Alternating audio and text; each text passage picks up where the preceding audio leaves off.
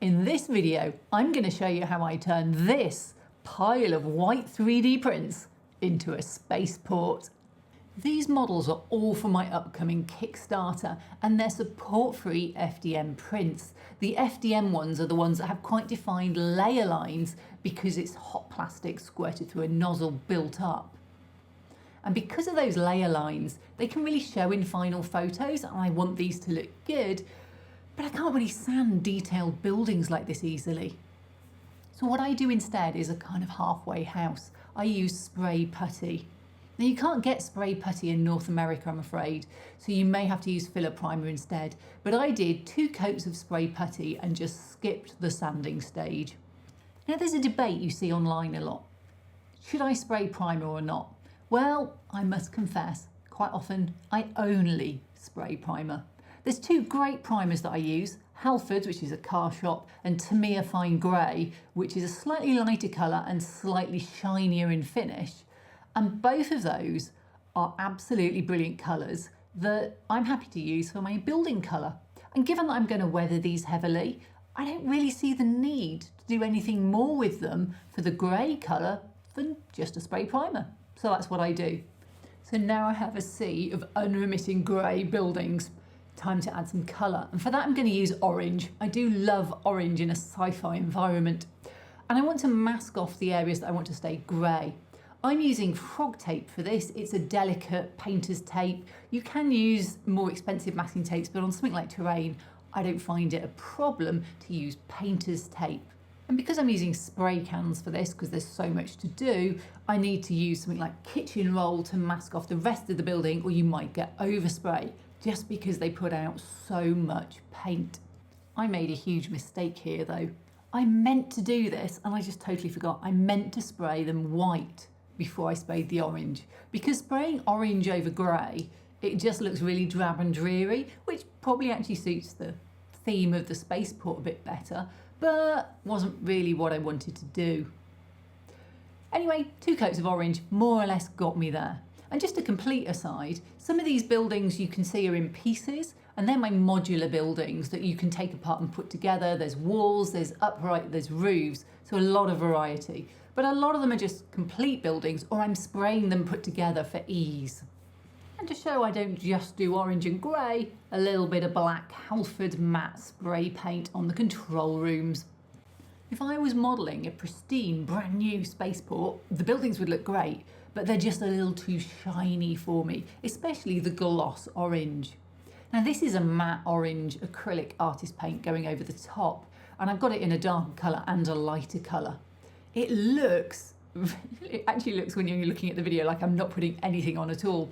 But when you see the video at the end with the final finish, you'll see that as it moves, the gloss still catches the light, but the matte doesn't. So you get a really great mottled effect. And that mottled effect is built up using a weathering sponge. I love these.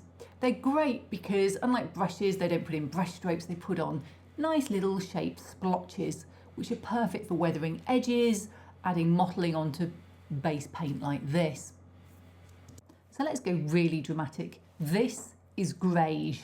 It's a grey beige. It's like a non-colour, but it's lighter than the grey and it's lighter than the orange, and it doesn't fight with either of them, and it adds some variety. So more sponging, a lot more paint. You don't want the paint on too heavy, and you want to make sure you catch the edges so that it looks more realistic, because weathering on walls is normally gathered around the edges where the wind and the rain and everything else sort of catches more.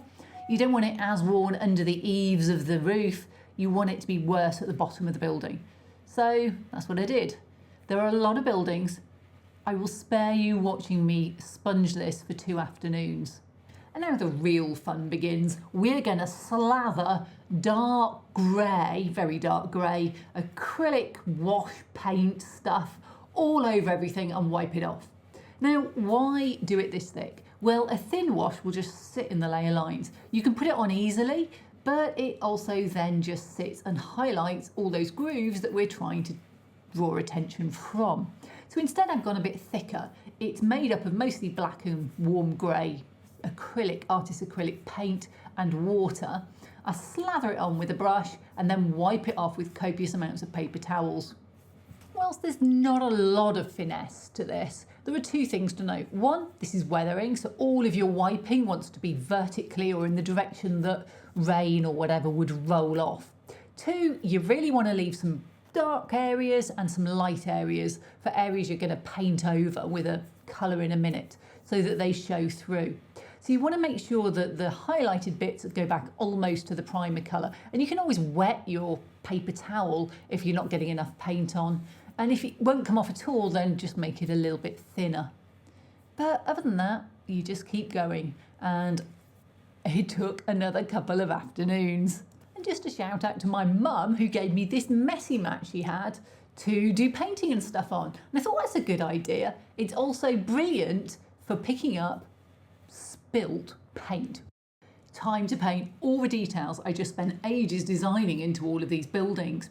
And to do that, I'm going to use speed paints. Now these are Army Painter 1.0 speed paints, so they will reactivate sometimes, and there's better ones out there and all that kind of malarkey, but they work perfectly for this. We've already done half the work. We've got on a black wash that sits in all the dark cracks and crevices, that's got the streaks for the weathering already in it. All we need to do is add some colour to it.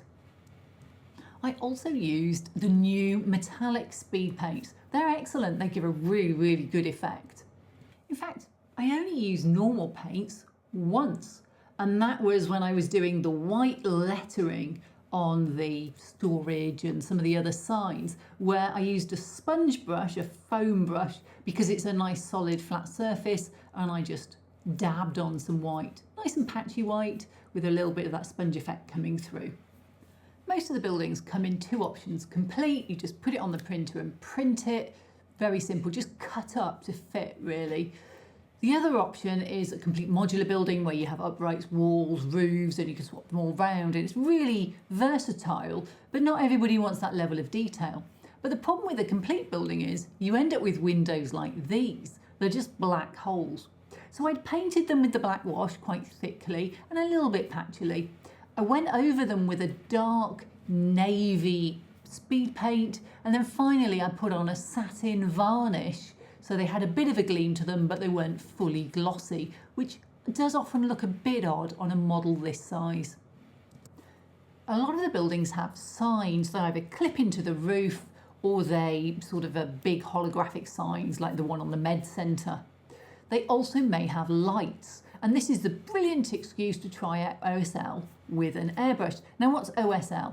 OSL is object source lighting, i.e. you paint the light. It's not something I do very often, but I thought I would try it just to try and give a bit of detailing to these, and especially to make these holographic signs, neon signs, whatever you want to call them, pop. The first step was to even out what was under the light by using a white. Just do an airbrush white, anything will do really. And I airbrushed it around the lights and across the signs and on the roof where the signs would reflect. I followed that up with a fluorescent blue. Now, if you were to put black light onto this, it would really fluoresce, and that's a great effect for photos. Note to self, much to actually do that because I don't think I have yet. But it just looked a bit dark. It does look very, very dark blue, and I wanted it a bit lighter. So I went over it again with the white, just to lighten everything up a bit. The light's got a yellowy orange, but again, it was just a little bit too dark, so I went over it again with the white, concentrating mostly on the light area at this point. And then it was just time to take stock. Look at those final bits that I'd missed, the buttons on the console, the pipework silvering round the fueling stations, all of those little details that make something pop and bring it to life. And then finally, what to do about my cargo. Now I'd sprayed it in this sludge yellow. It's Halford's filler primer. And I really wanted the colour to be different to the grey for the rest of the spaceport because it's cargo. But it just looked too yellow. And I ended up putting contrast paints over it. Not ideal, but definitely a solution. I mean, I had got as far as putting the black wash and everything. So with that done, I was done. Time to show off the spaceport. So welcome to Severna Spaceport, your gateway to a galactic journey. This has been huge fun to design and paint. So if you want your own spaceport, you can support the Kickstarter. It's got everything you could imagine you need for a spaceport. whether it's traffic control, passenger and cargo terminals, servicing or fueling. There's even checkpoints to keep unwanted guests out. Designed for 28 to 40mm tabletop games, this is support-free FDM printing. Please go and check it out on Kickstarter now so that you can enjoy a galactic adventure. And that's it for this video. Thank you for watching, I really appreciate it. Thank you to my patrons and channel members who support me to do videos like this. And please go and check out the Kickstarter, it's going to be great fun. Take care, see you next time.